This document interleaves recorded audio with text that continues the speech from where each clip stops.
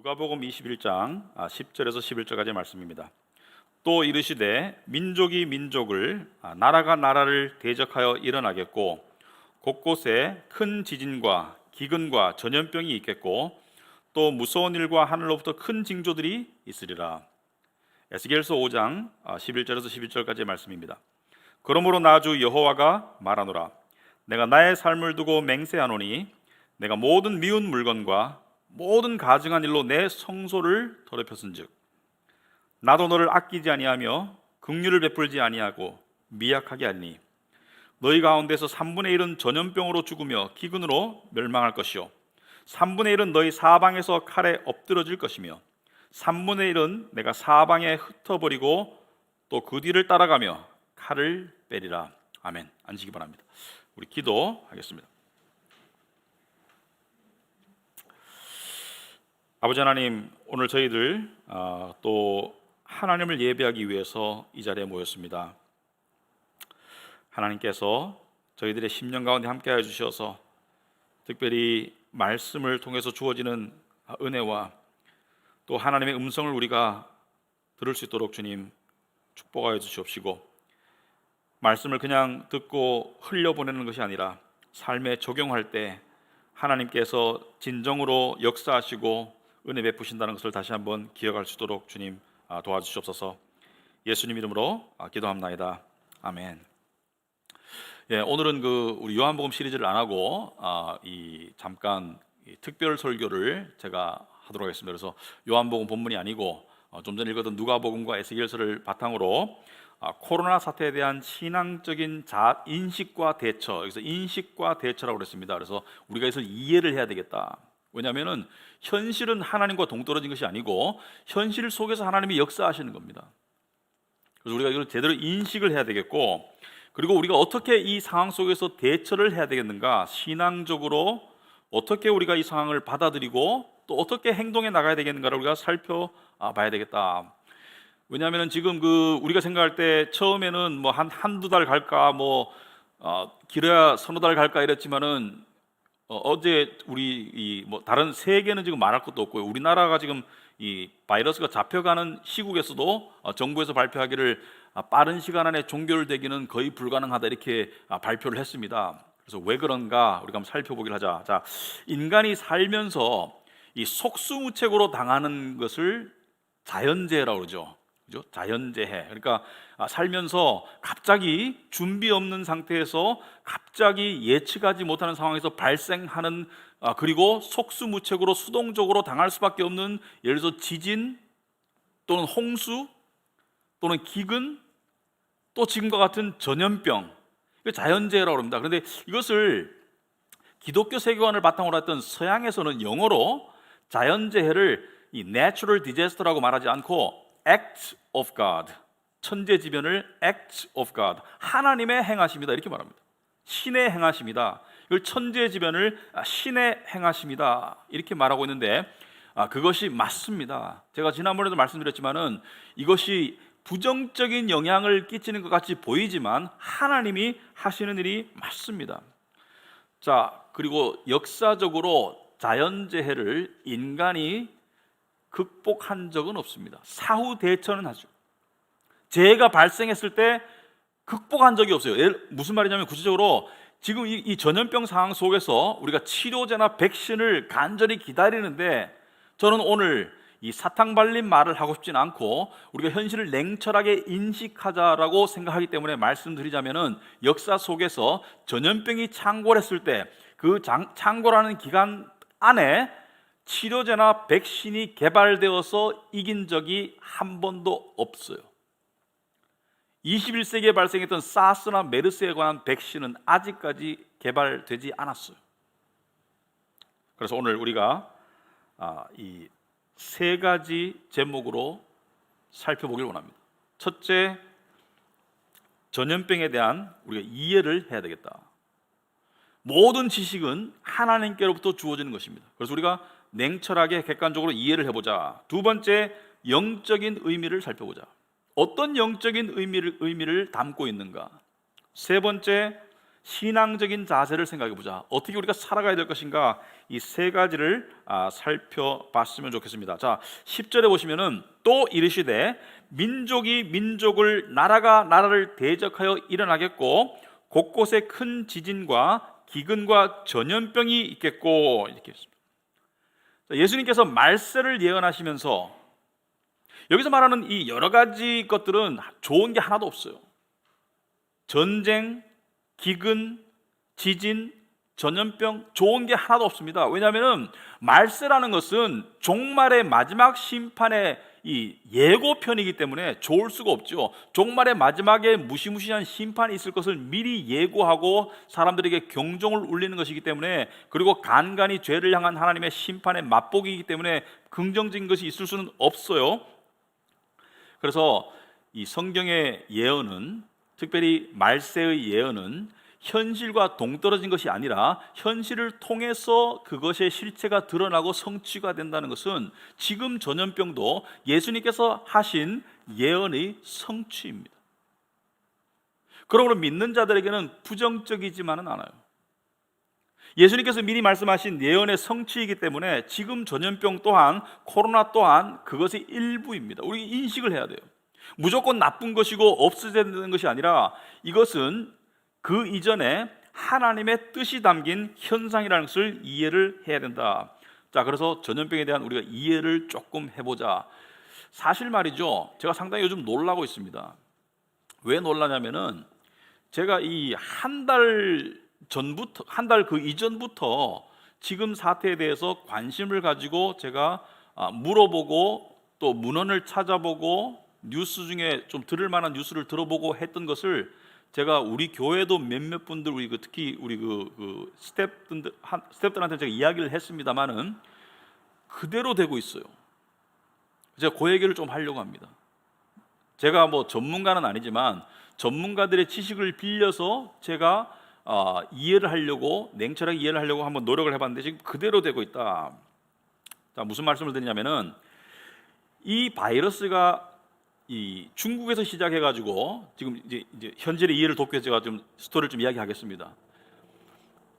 2월 말 3월 초에 우리나라를 비롯해서 세계에 조금씩 퍼지기 시작하고 우리나라에서 폭발적으로 지금 대구에서 사건이 터지기 시작할 때, 그러니까 유럽에서는 아직 사람들이 전혀 인식하지 않고 평상시의 삶을 살면서 저쪽 먼 동방 나라에서 일어나는 일도 치부하고 여길 때, 그때 독일의 메르켈 총리가 이렇게 말했습니다.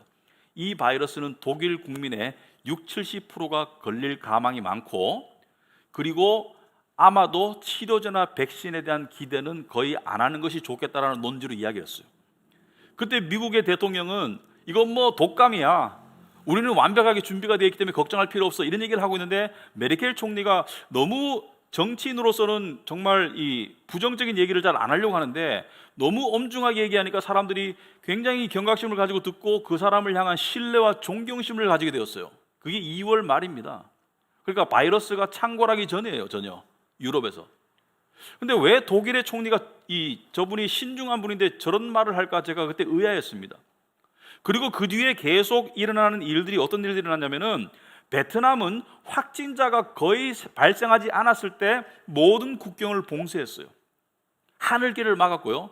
이스라엘은 우리나라 관광객들을 그냥 붙잡아가지고 다 돌려보냈습니다. 그리고 영국의 런던의 임페리얼 칼리지에 있는 연구소에서는 이 바이러스로 최소한 186만 명에서 1045만 명이 올해 사망할 것이다, 이렇게 진단을 했고요. 이런 뉴스를 들으면서 제가 그 당시의 상황으로서는 그렇게까지 심각할 수 있을까? 우리는 몇 달 안에 끝날 것 같고 일본에서는 동경올림픽을 연다고 여전히 고집하고 있는 그런 상황 속에서 왜 저 사람들은 저런 말을 할까? 왜 인도는 예를 들어서 확진자가 100명 남짓인데 그 대국에서 13억 14억 인구에서 100명이면은 우리나라로 치면은 한 4-5명 안쪽입니다. 그렇게밖에 발생을 안 했는데 왜 3주간 나라를 봉쇄할까? 그 3주간 봉쇄함으로써 받는 피해가 150조라고 그래요. 인도가 나라는 크지만 가난한 나라가 150조의 손실을 감수하면서 3주간 나라를 닫는다? 그러더니 갑자기 베트남에서 쌀 수출을 안 한답니다. 중국은 코로나가 지금 끝나가지고 지금 나오는 게 뭐 30명, 40명 저들의 통계가 맞다면 그렇게밖에 안 나오고 있는데 왜 국경을 더 강하게 봉쇄했죠 지금? 우리나라 국경을 처음에 봉쇄하다가 지금 봉쇄했잖아요. 왜 저렇게 할까? 여기에는 뭔가 이유가 있을 것이다. 지금은 그 이유들이 드러나고 있지만은 한 달 전에는 그러지 않았었어요. 제가 그때 이것을 이 감염병 전문가들을 제가 직접 만나지는 못했지만 한 달이 건너서 알았기 때문에 좀 정보를 들었고, 그리고 제가 뉴스 중에 믿을 만한 것을 쭉 살펴보다가 제가 그것을 아하하고 발견한 게 하나 있습니다. 뭐냐면은 정치 지도자들은 대중들이 모르는 어떤 고급 정보를 접하고 있겠죠. 자, 그들은 왜 이런 액션을 취할까? 예를 들어서 미국에 저렇게 코로나가 번지기 전에 시작 단계에서 미국은 천문학적인 재정 부양책을 만들어냈어요. 돈을 천문학적으로 만들어 찍어서 재정을 부양하겠다. 아직 발생도 안 했는데 왜 저렇게 할까? 사실 재정 부양책이 아니고 생존 이 전략이죠. 왜 저렇게 천문학적인 액수를 유럽도 발표를 할까? 왜냐하면 정치 지도자들은 이것이 어디로 갈지를 짐작하고 있기 때문이라는 것을 우리가 알아야 됩니다. 지금은 그 실체들이 드러나고 있어요. 왜 스웨덴은 사회적 거리두기를 안 합니다. 뉴스에 보셨죠? 스웨덴은 집단 면역을 이루기 위해서 50-60% 이상이 감염되는 쪽으로 나아가고 있어요.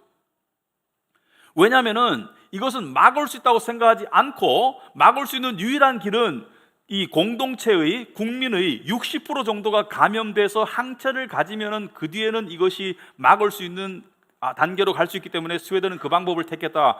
영국도 처음에 그 방법을 택했다가 너무 확진자와 피해자가 많이 나와서 갑자기 방향을 거리두기 봉쇄 정책으로 돌렸어요. 근데 스웨덴의 사람들은 한국의 상황을 종결로 간다고 보지 않더라고요. 왜 그럴까? 그저께는 우리나라 경기도 도지사가 파국을 지금 올 것이 거의 확실하기 때문에 대비해야 된다고 이야기하고 있죠. 우린 잡혀가고 있는데 왜 그런 말들을 할까? 거기에 대한 가장 큰 힌트가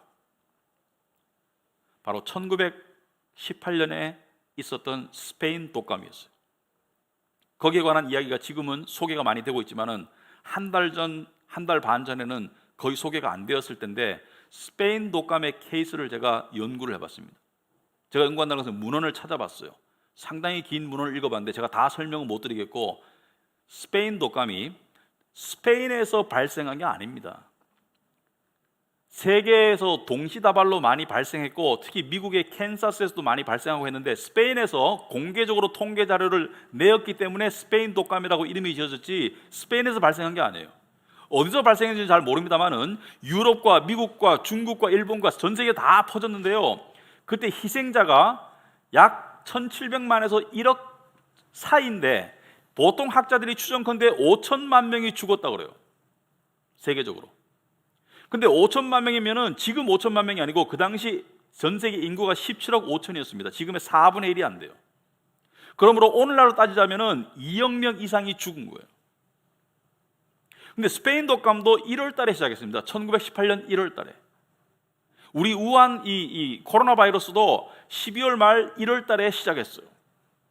그리고 1월 달에 이 확산돼 가지고 많은 숫자가 죽었고, 그리고 여름에 소강 상태로 갔다가 10월 달에 2차 확산이 와 가지고 훨씬 더 많은 숫자가 죽었어요. 그리고 2년 정도 경과하고 사라졌습니다. 스페인 독감이. 근데 그때와 지금의 공통점과 유사점과 차이점이 있습니다. 차이점을 먼저 말씀을 드리면은, 그때는 의술이 오늘날처럼 발달하지 않았어요. 제가 말하는 의술은 치료제나 백신을 말하는 것이 아니고 사후 처방, 그러니까 뭐 산소 호흡기, 에크모 장치 이런 것들이 발달하지 않았기 때문에 사상자가 더 많이 나올 수 있었다. 두 번째는 그 당시에는 영양실조 상태였어요, 사람들이. 그러니까 영양이 충분하지 않았기 때문에 사망률이 높았을 것으로 의사들이 추정을 합니다, 의학자들이. 또 그 당시와 지금의 이 공통 차이점은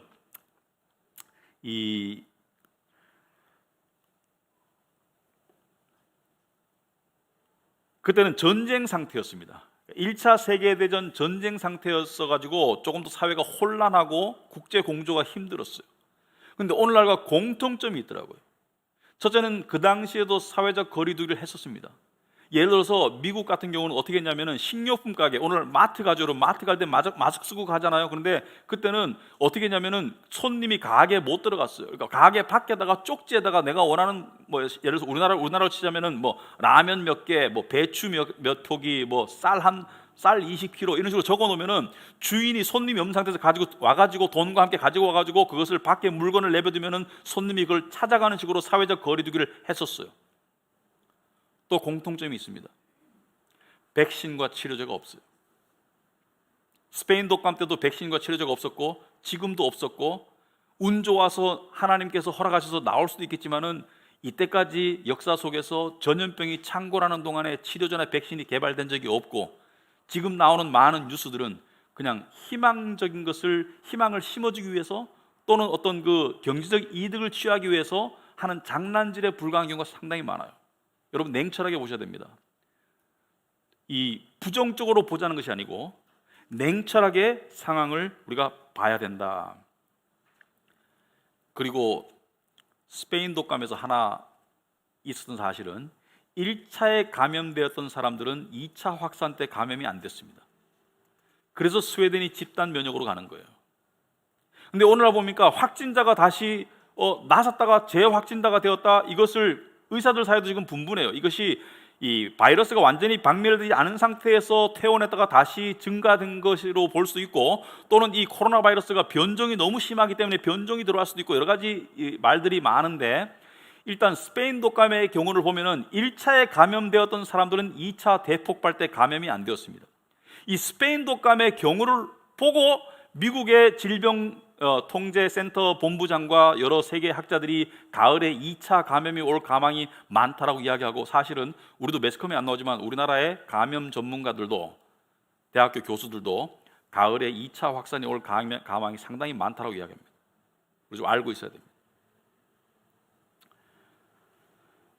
자, 영적인 의미를 한번 살펴보자.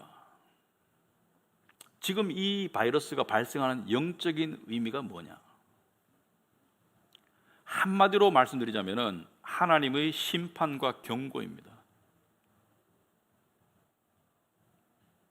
이 세상에 나쁜 일이 생기는 것은 하나님의 심판과 경고입니다. 심판이라 하면 죄를 향한 심판이고 경고라 하면 다가올 재림에 예수님께서 오실 마지막 심판을 향한 미리 주시는 사전 경고이다.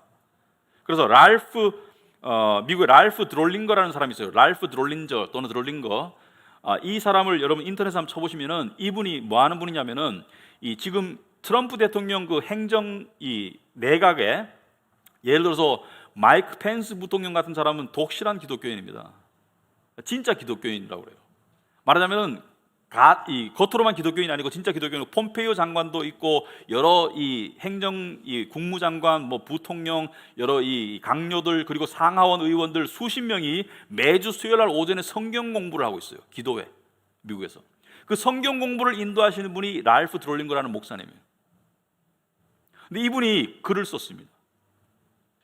글을 써가지고 이분이 한데 지금 미국에서 발생되고 있는 이 코로나 사태는 미국인의 입장에서 봤을 때 하나님의 심판이다. 이거는 노아의 홍수나 소돔과 고모라 같은 파국적인 심판은 아닐지 모르지만 하나님의 심판이면은 분명하다. 왜냐하면은 성경에 어긋나는 문화 속에 우리가 너무 살고 있고 미국이 기독교 국가로 출발했지만은 그리고 동성애를 옹호하고 이러한 것들을 향한 하나님의 심판이다. 그리고 경고라고 이야기하고 있습니다. 사실 성경에서 전염병은 하나님께서 심판과 경고로 자주 사용하셨던 것입니다. 그걸 알아야 돼요. 여러분 오늘 본문에 보시면 에스겔서 5장에 보시면은 그러므로 나 주 여호와가 말하노라 내가 나의 삶을 두고 맹세하노니 반드시 이렇게 할 것이라는 것이죠. 네가 모든 미운 물건과 모든 가증한 일로 내 성소를 더럽혔은즉 내 성전을 내 교회를 타락시켰은즉 오늘날로 말하자면은 교회를 상업화했은즉 또는 교회를 사유화했은즉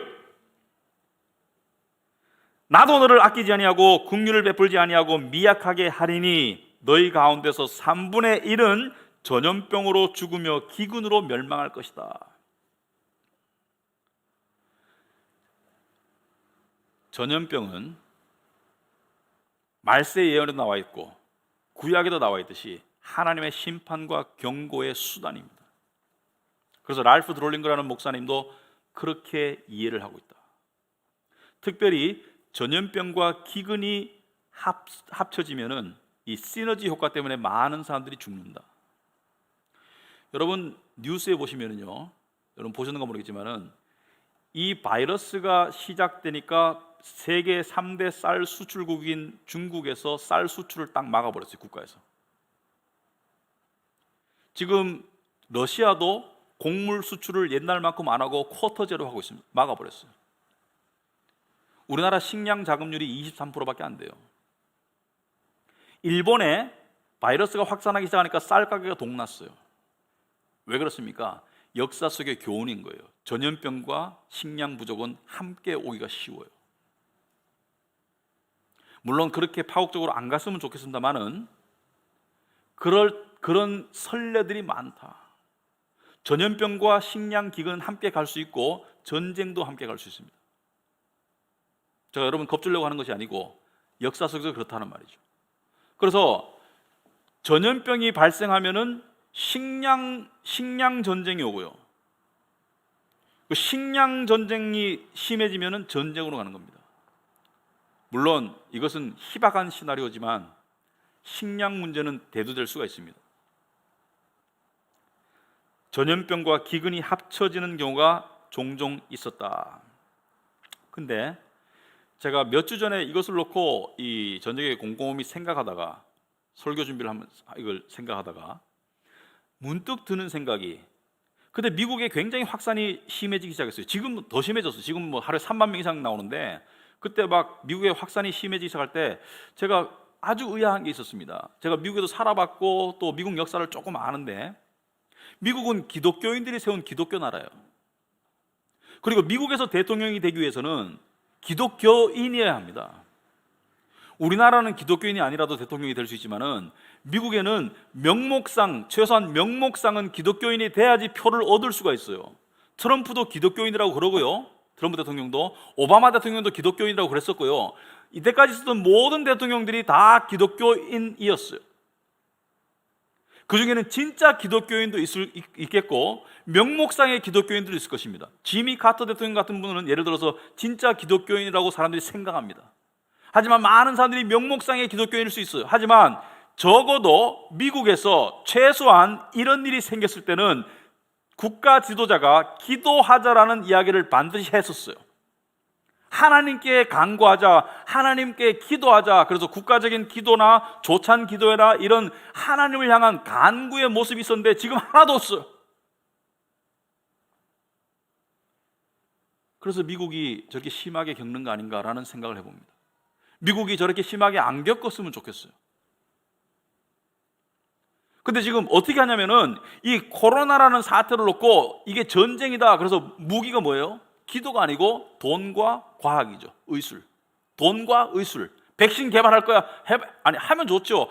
노력해야 됩니다. 하지만 하나님에 대한 인식은 전혀 없이, 기독교 국가임에도 불구하고 하나님에 대한 인식은 전혀 없이 그냥 돈을 수조 달러를 갖다 쏟아붓고 과학 의술을 하면은 이거 이길 수 있을 거야? 못 이깁니다. 못 이깁니다.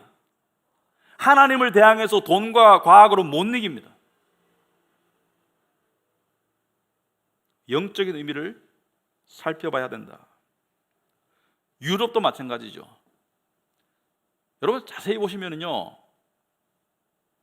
유럽도 한때 기독교 국가였지만 지금은 다 무신론과 물질 만능주의로 다 돌아섰습니다. 이상하게도 후진국에서 확진자와 사망률이 낮고요, 선진국에서 확진자와 사망률이 월등히 높아요. 이거 어떻게 설명할 거예요? 돈과 과학으로 설명이 안 되죠. 돈과 과학은 선진국이 다 가지고 있는데 선진국에서 확진자와 사망률이 월등히 높고 후진국에서 월등히 낮아요. 재밌는 얘기 하나 드리면은 유럽에서 치명률이 10% 내외입니다. 이탈리아는 12%고요. 뭐 영국, 프랑스는 9%, 10%고요. 스페인도 마찬가지고요. 근데 독일이 1% 미만이다가 지금 1.5%예요. 같은 유럽인데 독일은 왜 이렇게 사망률이 그렇게 낮은가? 다른 데는 10%인데 평균, 독일은 1.5%왜 이렇게 낮은가? 뭐 연령 구조가 다르다 그래요. 이탈리아에서는 고연령층이 많이 걸렸다. 근데 프랑스나 다른 이 나라랑 비교하면 또 꼭 그렇지도 않아요. 제 친구 중에 하나가 영국 사람인데 독일의 선교사로 유럽의 선교사로 있는 지 오래됐습니다. 근데 이런 말을 하더라고요. 독일은 물론 2차 세계대전을 일으켰지만은 최근에 독일은 난민들에게 엄청나게 베풀고 포용적이었다. 가난한 사람들을 보살폈다. 이렇게 설명을 하더라고요. 지금 우리는 일상으로 돌아가기를 원합니다. 하지만 그것은 치료제가 나오든 백신이 나오든 아니면은 이것이 스페인 독감은요 2년 갔는데 어떻게 없어졌냐면은 그냥 없어졌어요. 2차 확산이 오고 난 다음에 많이 죽고 난 다음에 그냥 이렇게 갑자기 사라지면서 서서히 사라지다가 2년 만에 없어졌거든요. 우리나라의 이 역병들, 조선시대 역병들도 뭐 치료제가 어디 있겠습니까? 그 당시에 한약 따라 먹었을까요? 하나님이 멈춰주신 거예요. 그것을 뭐 기온이 올라가서 멈췄다 뭐 인간이 설명할 뿐이지, 아니 흑사병으로 유럽에서 14세기에 5천만 명이 죽었습니다. 그 당시에 유럽 인구의 60%가 죽었어요. 사실은 다 죽을 수 있었습니다. 하나님이 멈춰주신 거예요. 이 지금 코로나 사태도 하나님이 멈춰주셔야지 일상으로 돌아갈 수 있는데, 자, 우리 지금 한국 교회를 향한 하나님의 또 하시는 일이 뭔가 여러 가지 있을 겁니다. 그 중에 하나가 이겁니다. 저는 지금 예배를 온전하게 드리지 못하고 있죠. 우리가 사회적 거리두기를 해야 되고 정부의 방침에도 우리가 따라야 되고, 그래서 우리 교회도 지금 그러한 형태로 예배를 드리고 있습니다만은 이 속에서 다시 언젠가 예배가 정상화 될지라도 교인 수는 현저히 줄 것이라고 예측해 봅니다. 물론 진정한 신앙을 가진 사람은 다 나올 거예요. 하지만 그냥 문화적으로 교회를 다니던 사람들은 안 다녀보던 곳에 익숙해지다 보면 교인 수가 줄 겁니다. 현저히. 제가 그것이 문제라고 말씀드리는 게 아니고 하나님께서 가지치기를 하고 계신다라고 봐지기도 합니다. 왜? 요한복음 15장에 보면은 가지치기를 하셔서 이 나무에 소속되지 않은 가지들은 하나님께서 태워버리세요. 나무에 소속된 가지는 더욱더 든든하게 자라게 하시고, 영적인 의미를 우리가 한번 생각해 봐야 된다. 여러 가지를 생각해 볼 수 있습니다. 자, 신앙적인 자세를 한번 생각해 보자. 우리는 이럴 때 어떤 신앙적인 자세를 가져야 되는가?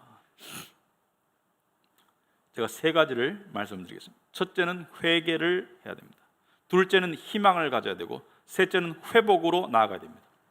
회개를 해야 되고, 희망을 가져야 되고, 회복으로 나아가야 된다. 여러분, 이런 상황 가운데 믿는 우리가 이것이 하나님이 하시는 일이라면은 우리를 향한 선하신 뜻이 있다는 것을 믿어야 합니다. 이러한 겉으로 보기에 부정적이고 안 좋은 일 속에서도 하나님께서는 우리를 향한 선하신 뜻이 있다는 것을 우리가 알아야 합니다. 여러분, 우리가 세상을 살 때, 세상 사람들에게 휩쓸려 살 때 자칫 인간이 역사를 만들어가는 것처럼, 인간의 과학과 의술과 자본이 어떠한 거대한 바벨탑을 쌓는 것처럼 착각하고 살았다면 이 눈에 보이지 않는 바이러스 하나 때문에 허겁지겁 지금 우왕좌왕하는 세계를 보면서 인간의 나약함을 깨달아야 됩니다. 그리고 인간의 이기적인 마음을 깨달아야 됩니다. 이 속에서도 세계적으로 보면은 대통령에 재선되려고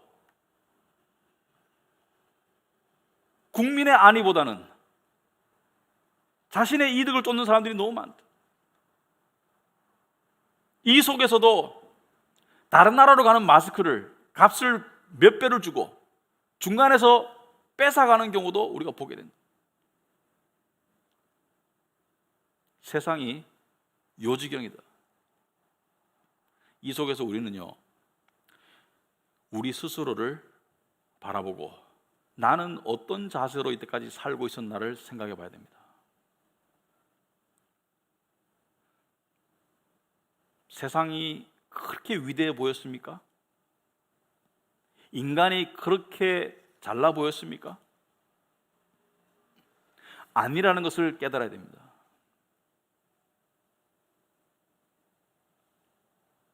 말세를 향한 예수님의 예언의 경고들을 우리가 가벼이 여기서는 안 됩니다. 이 예수님의 말씀에 오늘 본문의 말씀 보시면은 또 이르시되 민족이 민족을 나라가 나라를 대적하여 일어나겠고 곳곳에 큰 지진과 기근과 전염병이 있겠고 또 무서운 일과 하늘로부터 큰 징조들이 있으리라. 이러한 말세를 향한 경고의 말씀들을 사실은 현재 오늘날 저희 세대는 심각하게 받아들이지를 못하고 있습니다. 왜 그러냐면은 여러분은 항상 객관적으로 이 역사를 바라볼 줄 알아야 돼요. 역사 속에서 우리 세대만큼, 제가 말하는 우리 세대는 여기 모든 분들을 포함합니다. 우리 안에서 뭐 초등학교 다니는 세대, 뭐 중년 세대, 장년 이걸 말하는 게 아니고 이 안에 있는 모든 세대, 그러니까 6.25 이후에 태어나신 모든 분들 전쟁 겪어봤어요? 특히 우리나라 사람들 풍요 속에 지금 살고 있습니다. 이때까지 역사 속에서 이렇게 풍요한 적이 없었어요. 우리나라로 봤을 때 세계적으로 마찬가지고. 이렇게 매일 세 끼를 그냥 배고픈 사람 있습니까? 다이어트 하려고 굶지 음식이 없어서 굶는 사람 없잖아요. 겨울에는 따뜻한 물에 샤워하고 이런 깨끗한 물을 매일 마실 수 있고 아프면 병원 갈 수 있고 이런 세대가 없었습니다. 이렇게 살다 보니까 우리가 말세에 대한 경고를 잘 실감을 못해요. 그런데 이것이 일반적인 경우가 아니고 예외적인 경우라는 것을 아셔야 됩니다. 역사 속에서 대부분의 세대는 수많은 전쟁을 겪었고요. 여러분, 전염병에 휩쓸렸고요. 그리고 자연재해를 겪었습니다. 기근도 겪었고요. 가난도 많이 겪었고요. 그래서 우리가 지금 많이 이 풍요와 안락함에, 세상적인 안락함에 익숙한데 이것이 언제든지 빼앗길 수 있다는 것을 알아야 됩니다. 하나님의 선하신 뜻이 이것을 계속 허용하지 않을 수 있다는 것을 알아야 됩니다. 더 나아가서 이것에만 기대하고 안주하는 게으른 신앙생활을 했다면 그것은 곤란하다는 것을 알아야 됩니다. 회개를 누가 할 것인데요? 중보 기도를 누가 할 것인데요? 우리 믿는 자들이 해야 되는 것이겠죠. 야고보서 5장 16절에 보시면은 그러므로 너희 죄를 서로 고백하며 병이 낫기를 위하여 서로 기도하라. 의인의 간구는 역사하는 힘이 크다. 의인의 간구는 역사하는 힘이 크다. 여기서 의인이라는 것은 예수 믿는 자를 말하죠. 예수 믿는 자의 기도가 역사하는 힘이 크다는 것은 기도하라는 거예요, 말하는 거예요. 기도하라는 거예요. 특별히 이 사태를 통해서 정말 세상의 덧없음과 두려움과 정말 죄를 깨닫고 하나님 앞으로 나아가는 사람들이 있어야 되겠습니다. 지금 사태의 해결이 백신이나 치료제로 해결될 가망성은 거의 없습니다. 역사적으로 봤을 때 하나님께서 해결해 주셔야 된다. 기도해야 됩니다. 하나님께서 멈춰 주실 때 멈추는 것이지 멈춰야 멈추는 것이지. 제가 요즘 보면은 뉴스 보면은 미련한 얘기들이 여전히 많아요. 예를 들어서 이게 뭐 5, 6월쯤에 잡혀서 이제 그때부터 회복될 거야. 경제는 뭐 몇 월 달부터 살아날 거야. 그럼 좋겠죠. 근데 어떤 분이 이렇게 쓰더라고요. 바이러스가 잡히지 않는 한 아무것도 안 잡힌다. 바이러스가 해결되지 않는 한 아무것도 해결 안 된다. 바이러스가 해결된다는 것은 뭘 말하는 거예요? 하나님께서 움직이지 않는 한 아무것도 해결 안 됩니다. 하나님께서 역사하시지 않는 한 아무것도 해결 안 된다는 것을 알고 우리가 기도해야 되겠다. 그래서 영어 예배는 내일 금식 기도합니다. 어제 금식 기도했습니다. 토요일 날. 그래서 우리도 그런 쪽으로 나가야 되겠다. 자, 둘째, 희망을 가져야 되겠다. 여러분, 아까 제가 그랬죠. 이러한 상황 속에서도 하나님께서는 우리를 향한 선하신 뜻이 있다. 우리는 희망을 더욱더 붙잡아야 됩니다. 제가 존경하는 존 맥카서 목사님이라고 지금 80세 되셨는데 여전히 목회 활동을 왕성히 하시고 계신데 그 교회도 모이지를 못해요. 왜냐하면 미국은 법으로 모든 교회가 예배가 중지됐습니다. 최근 인터뷰에 나오셨는데 이렇게 말씀하시더라고요. 이런 상황 가운데, 이런 코로나 상황 가운데 우리 기독교인들이야말로 가장 균형 잡히고 안정되고 제정신이고 합리적이고 그리고 가장 희망적인 사람들이어야 한다. 왜냐하면 우리에게는 종착지가 있고 우리에게 일어날 가장 좋은 일이 될 것이기 때문이다. 여러분, 이분이 우리가 희망적이어야 된다는 것은 코로나가 빨리 잡힐 거야 그걸 말하는 그런 차원의 희망이 아니고 우리에게는 종착지가 있다. 그 종착지야말로 가장 복된 일일 것이기 때문에 여러분, 심판이 한면으로는 하나님의 은혜이고 국민의 경고이듯이 예수님의 마지막 재림은 이 세상을 향한 무시무시한 심판이지만 우리를 향한 뭐예요? 마지막 구원의 완성이죠. 예수를 믿고 우리는 구원을 받았습니다만은 아직 구원이 이루어지진 않았습니다. 완성되진 않았어요. 구원이 시작되었지만은 예수님이 오셨을 때 우리의 종착지를 간다는 것이죠. 어떻게 갈 수 있는가? 여러분, 만약에 여러분에게 지금 코로나 항체가 있어요. 100%. 코로나가 절대로 여러분을 해칠 수 없는 항체가 있으면 여러분 지금 어떻게 돌아다니겠어요? 일단 마스크부터 벗겠죠, 그죠? 식당에 당당히 들어가고 영화관에도 갈 거고 그냥 두려움 없이 쏘다닐 수 있겠죠. 왜? 여러분이 퍼뜨릴 수도 없고 코로나에 걸릴 수도 없으니까. 우리는 죄와 죽음을 향한 이 무시무시한 죄와 죽음을 향한 이 정말 치명적인 바이러스를 향한 영원한 항체를 가지고 있어요. 어떻게 가지고 있느냐? 최근에 하다 안 되니까 이런 실험을 합니다. 코로나에 걸렸다가 나은 사람의 혈액을 뽑아서 코로나 걸린 사람에게 주입을 해봅니다. 혹시 효과가 있을까 싶어서.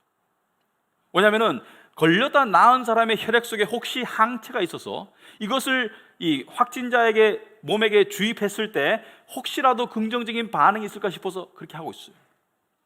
저는 그것을 보고 생각했습니다.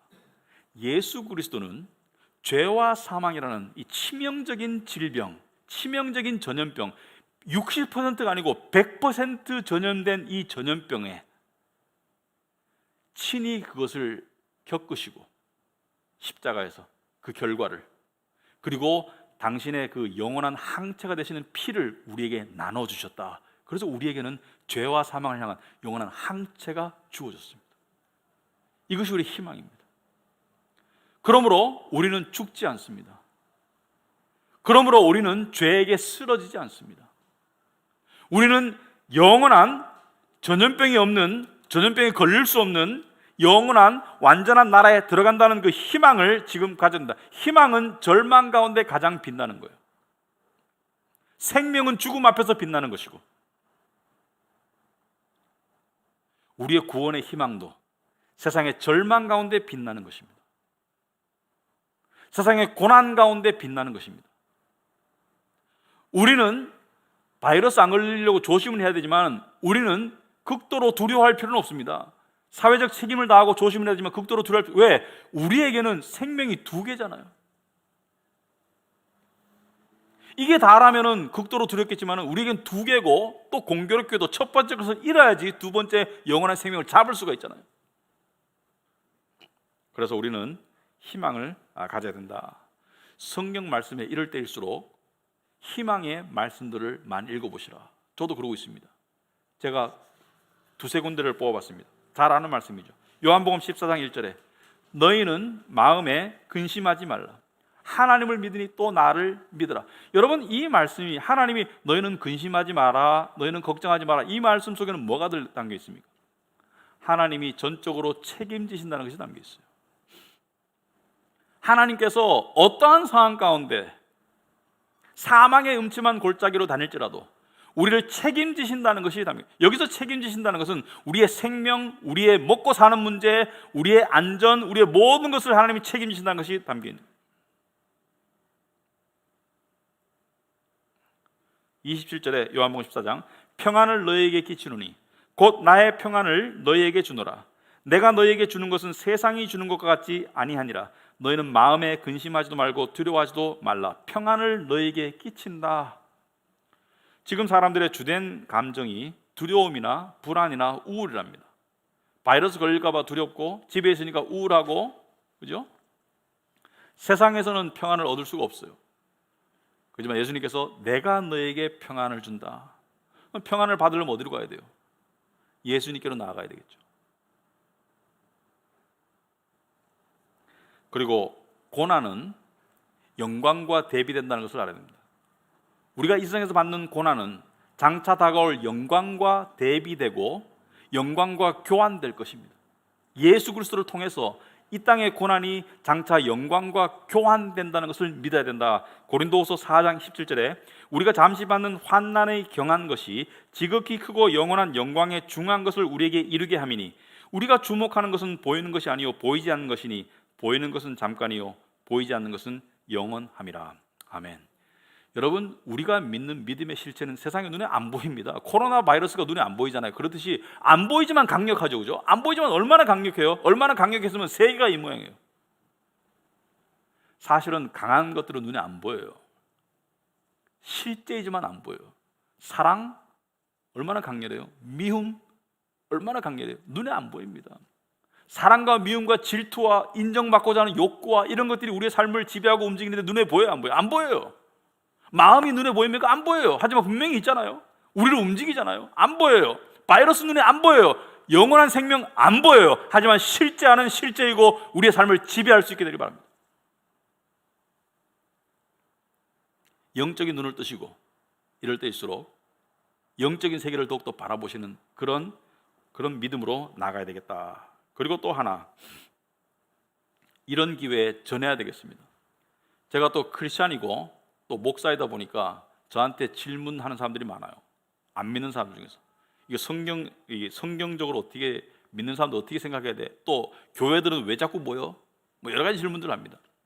제가 이야기를 해줍니다. 말세의 예언에 들어있다가 죄에 대한 결과이고 하나님의 심판에 관한 경고이다. 어떤 데는 말씀을 적어가지고 딱 보내줘요, 카톡으로. 그런데 믿고 안 믿고는 제 소관 아닙니다. 하지만 전해야 하겠습니다. 특히 이럴 때 전해야 되겠습니다. 에스겔서 33장에 1절 여호와의 말씀이 내게 임하여 이르시되 인자야 너는 내 민족에게 말하여 이르되 가령 내가 칼을 한 땅에 임하게 한다고 하자. 칼을 임하게 한다는 것은 심판과 경고의 메시지죠. 전염병도 그 중에 일부죠. 그 땅 백성이 자기들 가운데 하나를 택하여 파수꾼을 삼은 그 사람이 그 땅에 칼이 임함을 보고 나팔을 불어 백성에게 경고하고, 그러니까 나팔을 불어서 백성에게 경고하라는 거예요. 우리가 파수꾼입니다. 여러분의 자녀들, 형제들, 부모님들 이런 기회에 전하셔야 됩니다.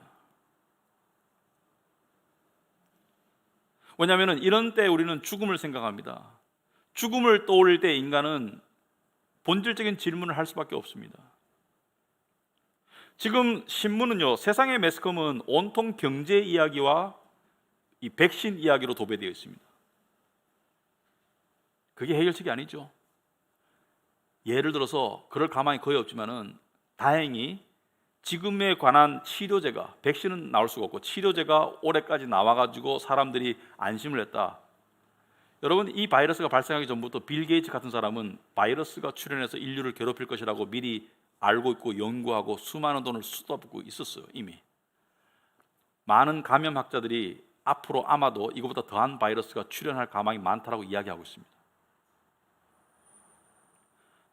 예수님의 말세의 예언은 한 번에 끝나는 게 아니죠. 우리가 그것을 경고할 줄 알아야 되겠다. 마지막으로 회복으로 나가야 되겠다. 우리 어떻게 신앙적으로 회복해 나가야 되냐? 첫째, 예배를 말씀드립니다. 처음에 예배를 2월 말 사회적으로 권고가 있고 또 이 이단이지만 어떤 교회에서도 문제가 발생해가지고 예배 중단에 권고가 있었습니다. 명령은 아니었어요. 그럴 때 우리 교회가 예배를 중단하지 않았습니다. 현장 예배와 영상 예배를 병행했습니다. 그 이유는 제가 그때 분명히 이야기했습니다. 우리 교인들한테 얘기했습니다. 이거 2주 안에 끝날 일이 아니다. 한번 예배 중단하면 다시 오픈하는 거 어렵다. 그리고 현장 예배가 돼야지 영상 예배가 제대로 될 수가 있다. 그냥 제가 설교 동영상 찍어가지고 보낸다고 예배 제대로 안 된다. 근데 보십시오. 학교가 2주 계약 연기하다가 또다시 2주 연기하고 이번에 온라인 계약을 얘기합니다. 사회적으로는 한 학기를 늦춰서 우리도 서구와 맞춰서 가을 학기제로 돌아가자 이렇게 얘기하는데 왜 못 돌아가는 줄 아세요, 여러분? 깊은 고민을 하셔야 돼요. 가을에 끝난다는 보장이 없거든요.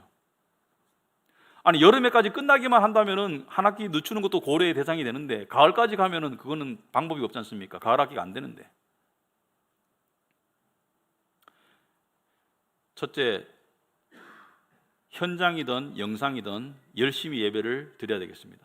예배는 우리의 특권이고, 예배는 우리에게 영적인 공급처이고, 또 예배는 우리의 성스러운 의무입니다.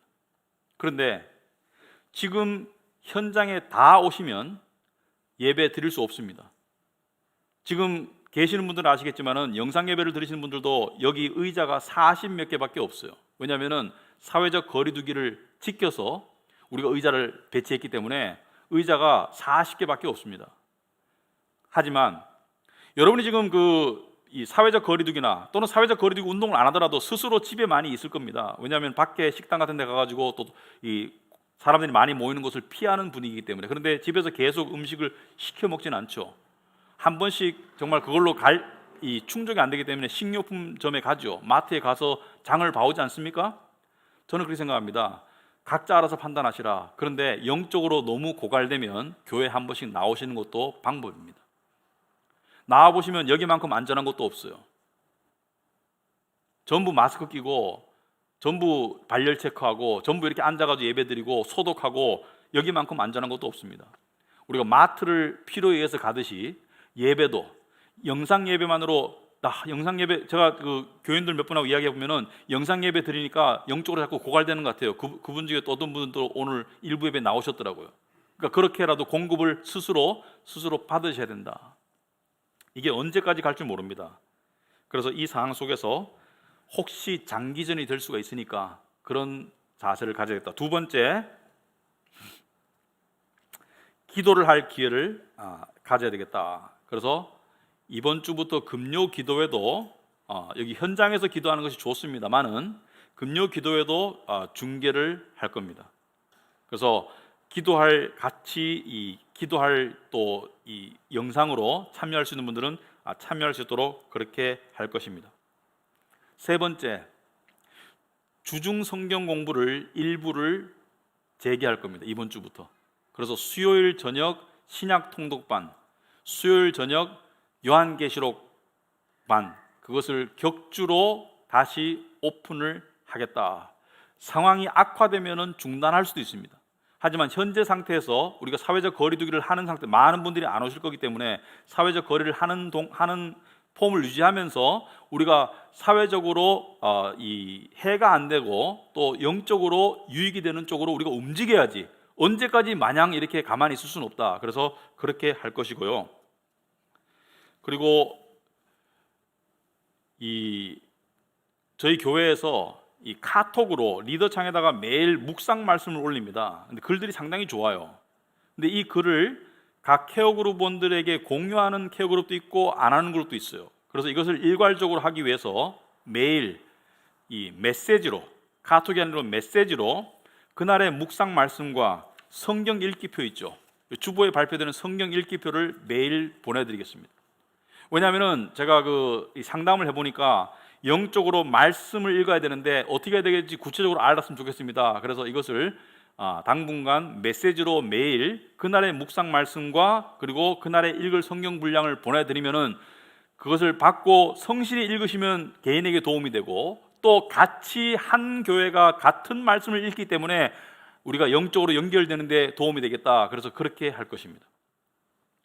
그리고 마지막으로 케어그룹 활동도 비대면으로 우리가 할 수 있는 방법을 지금 연구하고 있습니다. 이 얼굴 보고 모이는 만큼의 효과는 없겠지만은 그래도 서로 안부를 묻고 나누고 기도할 수 있는 그런 장을 우리가 만들겠다. 그래서 그것을 지금 기술적으로 연구를 하고 있는데 가능할 것 같습니다. 그래서 현재 상황에 합당하도록 우리가 움직이지만 영적으로 우리가 살아나기 위해서 해야 할 일을 할 것이다. 그래야지 되지. 그냥 있으면은 영적으로 좀 나태해지면은 이것이 끝나고 난 다음에 영적으로 우리가 더 너무 나태해져가 있으면은 이런 말 있잖아요. 지금 트럼프 대통령이 보면은 경제를 빨리 경제로 돌아가야 된다. 그래서 부활절 날 돌아가야 된다. 부활주일 끝나고 돌아가야 된다. 지금 포기했죠, 그죠? 자기 생각대로 안 되잖아요. 지금도 그런 얘기를 합니다. 경제를 빨리 경제로 돌아가야 된다. 이게 코로나 때문에 코로나 잡다가 경제가 망가지면 큰일이다. 경제가 어느 정도 망가지면 회복이 되지만은 완전히 망가지면 회복이 안 된답니다. 회복되는데 상당히 오래 걸리고 미국의 대공황은 12년 걸렸대요. 회복에. 영적으로도 마찬가지입니다. 우리가 이 상황에서 할 수 있는 활동을 해야지 우리 영적으로 안 망가지지, 이 상황에서 영적으로 완전히 망가지고 나면은 나중에 코로나 없어지고 교회가 정상적으로 예배가 되더라도 영적으로 너무 망가져 있으면 회복하는데 오래 걸려요. 사탄이 그걸 원합니다.